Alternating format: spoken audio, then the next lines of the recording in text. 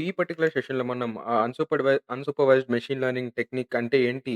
In general డెఫినిషన్‌తో పాటు అది ఎట్లా పనిచేస్తదని చెప్పి చూద్దాం. తర్వాత మనం ఏం కవర్ చేయబోతున్నాం ఈ అన్‌సూపర్వైజ్డ్ మెషిన్ లెర్నింగ్ టెక్నిక్‌లో అని చెప్పి నేను ఎక్స్‌ప్లెయిన్ చేస్తాను ఈ వీడియోలో. తర్వాత వీడియోలో మనం మెల్లమెల్లగా ఈ అన్‌సూపర్వైజ్డ్ లెర్నింగ్ టెక్నిక్స్‌లో ఉన్న టైప్స్ ఏవైనా ఉన్నాయో ఒకటొకటిగా చూద్దాం. దాని యొక్క ప్రాక్టికల్ ఇంప్లిమెంటేషన్ కూడా చూద్దాం.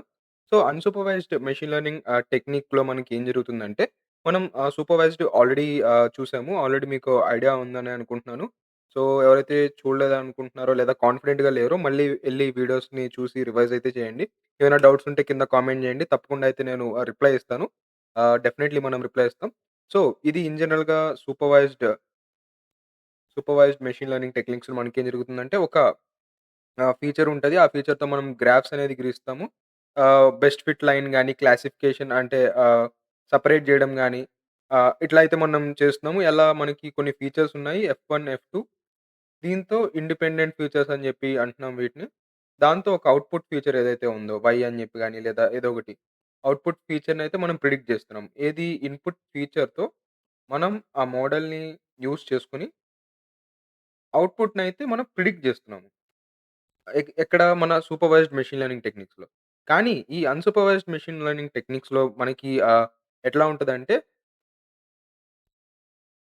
ఆహ్, ఫర్ సపోజ్ ఇది ఒక సెట్ ఆఫ్ డేటా అనుకోండి. ఫర్ సపోజ్ ఇదొక డేటా. అలాగే ఇంకొక కలర్ తీసుకొని ఇదొక కైండ్ ఆఫ్ డేటా. అంటే ఇది డిఫరెంట్, అది డిఫరెంట్ అని చూపించడానికి నేను కలర్ మార్చాను. సో, ఇది డిఫరెంట్, అది డిఫరెంట్ అని జెప్పి చూపించడానికి ఇలా చేశాను. సో, ఇంకొక సెట్ ఆఫ్ డేటా ఉందనుకోండి. మనం మెషిన్ లెర్నింగ్ మోడల్‌కి అసలు ఏమి చెప్పము. అంటే ఇది డిపెండెంట్, ఇది ఇండిపెండెంట్ ఫీచర్స్ అని మనం చేయము. మనము నార్మల్‌గా ఏం చేసాము, ఎక్స్ అని చెప్పి ఒక ఇండిపెండెంట్ ఫీచర్‌ని తీసుకొని, వై అని ఒక ఇండిపెండెంట్ ఫీచర్, టార్గెట్ ఫీచర్ మనం తీసుకొని చేసాం గదా! కానీ ఇక్కడ డిఫరెంట్‌గా ఉంటది. ఇట్లా మనం ఇచ్చేసిన తర్వాత మెషిన్ లెర్నింగ్ మోడలు ఎలా అర్థం చేసుకుంటదంటే ఓకే. ఈ కైండ్ ఆఫ్ డేటా అంతా ఒక పర్టిక్యులర్ ఫార్మాట్‌లో ఉంది కాబట్టి, ఇదంతా ఒక గ్రూపు. అలాగే ఈ పర్టిక్యులర్ డేటా అంతా ఒక ఫార్మాట్‌లో ఉంది కాబట్టి, ఇదంతా ఒక గ్రూపు, ఒక క్లస్టర్ లేదా గ్రూప్ అని చెప్పి అనుకోవచ్చు. అలా. అలాగే ఈ పర్టిక్యులర్ డేటా అంతా ఒక ఫార్మాట్‌లో, ఒక కైండ్‌లో ఉంది కాబట్టి, ఇదొక గ్రూప్, ఇదొక క్లస్టర్ అని చెప్పి మన మెషిన్ లెర్నింగ్ మోడల్ అయితే కన్సిడర్ చేసుకుంటది. అలా మనం ఏం చేసాము, 3 క్లస్టర్స్‌నయితే క్రియేట్ చేసాం. మనకి ఇచ్చిన డేటాతో మెషిన్ లెర్నింగ్ మోడల్ దాని అంతట అదే అర్థం చేసుకొని, ఇదొక కైండ్ ఆఫ్ డేటా, ఇదొక కైండ్ ఆఫ్ డేటా అని చెప్పి మనకి అదే చేసుకొని క్లస్టరింగ్ అయితే చేసింది. క్లస్టరింగ్ అంటే సిమిలర్ కైండ్ ఆఫ్ డేటాని ఒక గ్రూప్ లాగా అయితే మనం మార్చుకుంది. సో, ఇక్కడ మీరు ఇమేజ్ చూసుకుంటే, మనం నార్మల్‌గా అయితే ఇన్‌పుట్ డేటా డైరెక్ట్‌గా ఇచ్చేసిన తర్వాత, ఓకే. ఇది ఒక కైండ్ ఆఫ్ ఈ ఎలిఫాంట్స్ అన్నీ ఒక కైండ్ ఆఫ్ డేటా అని చెప్పి, ఈ కామెల్స్ అన్నీ ఒక కైండ్ ఆఫ్ డేటా అని, అలాగే ఈ ఏదైతే కౌస్ ఉన్నాయో, ఈ కౌస్ అన్నీ ఒక కైండ్ ఆఫ్ డేటా అని చెప్పి, మన అన్‌సూపర్వైజ్డ్ మెషిన్ లెర్నింగ్ మోడల్ ఉన్న డేటాని యూజ్ చేసుకొని ప్రాసెస్ చేసి ఇట్లా అయితే మనకి లేబుల్ చేసుకుంది.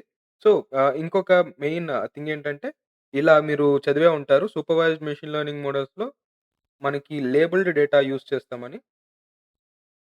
Labelled data. లేబుల్డ్ డేటా అంటే మనం ఎక్స్ అని ఒక ఇండిపెండెంట్ ఫీచర్,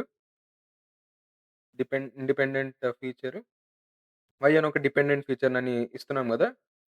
కానీ ఇక్కడ మనకి అన్‌సూపర్వైజ్డ్ మెషిన్ లెర్నింగ్ మోడల్స్‌లో అన్‌సూపర్వైజ్డ్, సూపర్వైజ్డ్ మెషిన్ లెర్నింగ్ మోడల్స్‌లో machine learning models okay. Learning రాయడం మర్చిపోయాను మేడం మనం. లెర్నింగ్ మోడల్స్‌లో అన్‌లేబుల్డ్ డేటా. అంటే మనం దానికొక స్పెసిఫిక్ లేబుల్‌నయితే మనం ఏమి ప్రొవైడ్ చేయట్లేదు. అంటే ఇది ఇట్లా ఉంటది, ఇది ఇట్లా ఉంటది, దీని పేరు ఇది అని చెప్పి మనం ఏమి ఇవ్వట్లేదు. కానీ మెషిన్ లెర్నింగ్ మోడల్ దానంతట అదే అర్థం చేసుకొని డిఫరెంట్ డిఫరెంట్ క్లస్టర్స్‌నయితే తయారు చేసుకుంటది. ఇది ఇన్ జనరల్ బేసిక్‌గా అన్‌సూపర్వైజ్డ్ మెషిన్ లెర్నింగ్ మోడల్ ఇట్లా పనిచేస్తది మనకి. సో, మనం వీటిల్లో మనం కవర్ చేయబోయే టాపిక్స్ ఏంటంటే అన్‌సూపర్వైజ్డ్‌లో అన్‌సూపర్వైజ్డ్ అన్‌సూపర్వైజ్డ్‌లో సో, ఫస్ట్ క్లస్టరింగ్ అల్గోరిథమ్స్ ఉన్నాయి. దానికన్నా ముందు మనం ఏం చేద్దామంటే పీసీఏ ఒకటి dimensionality reduction. Dimensionality reduction, reduction. ఇది అన్‌సూపర్వైజ్డ్ టెక్నిక్ కాదు. కానీ మేజర్‌లీ అన్‌సూపర్వైజ్డ్ టెక్నిక్ గాని, లేదా మెషిన్ లెర్నింగ్ మోడల్స్‌కి ఈ dimensionality reduction, feature engineering, feature selection గురించి కోసమైతే మనం యూజ్ చేస్తూ ఉంటాము. సో, దాని గురించి మనం డిస్కస్ చేద్దాము. Feature engineering or feature selection. అలాగే తర్వాత మనం ఈ పీసీఏలోనే ఇంకొక ఇదుంది. ఇది లీనియర్ డేటాకి. లీనియర్ అంటే తెలిసిందే గదా మనకి. లేదా నాన్ లీనియర్ డేటాకి యూమ్యాప్ అనేది ఒకటి యూజ్ చేస్తాము. ఈ యూమ్యాప్ గురించి గూడా నేను ఎక్స్‌ప్లెయిన్ జేస్తాను. దాంతో గూడా ఒక చిన్న ప్రాక్టికల్ ఎగ్జాంపుల్ తీసుకొని నేను చూపిస్తాను. ఈ 2 అయిపోయిన తర్వాత ఇప్పుడు మనకి క్లస్టరింగ్ ఆల్గోరిథమ్స్ ఏవైతే ఉన్నాయో main clustering algorithms K means clustering,